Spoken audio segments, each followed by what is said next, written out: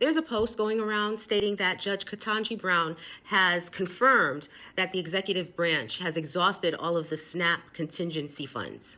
Now, that's only half true. She did not confirm anything. However, the DOJ did. When they filed their paperwork for the appeal, this is what they said in their own filing. Congress has failed to appropriate funds to pay for Supplemental Nutrition Assistance Program SNAP benefits for this fiscal year. The executive branch has since exhausted the entirety of its SNAP contingency reserve, which amounted to over $5 billion. But that will only be enough to cover partial payments for the month of November. Such a funding lapse is a crisis, but it is a crisis occasioned by congressional failure and one that can only be solved through congressional action. So basically they're saying they spent the reserve money.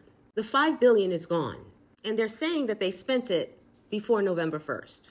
But here's the kicker. They're blaming Congress. They're saying Congress didn't allot enough funds for the SNAP program. Shutdown happened on October 1st. I guess they used the funds prior to November 1st, and now there's nothing left. They're pointing the finger at Congress. But who's in charge of Congress again? That would be the Republicans, right? The Speaker of the House, Mike Johnson, basically has Congress in vacation mode indefinitely. Well, if anybody is not doing their job, it's them, because they're in charge. So if they didn't allot enough money, then that's their fault. They are in charge of all branches of government at this point. So if anything jacked up is happening, it's because of them. You can't blame anybody else but themselves. So I hope you guys remember that when you're voting next time. Every time the Republicans are in charge, nothing gets done that benefits the people. They came into the office when the economy was booming. Job numbers were great. Yes, things were a little on the high side, but after all, we did have to have a comeback from COVID.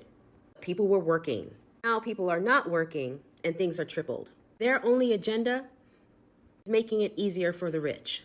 Because they're sneaky little criminals, they made sure that this doesn't take effect until the next administration comes in. Let's say you vote a Democrat in. They have to suffer under all the policies from this administration. So I hope you people remember that when it comes time to vote.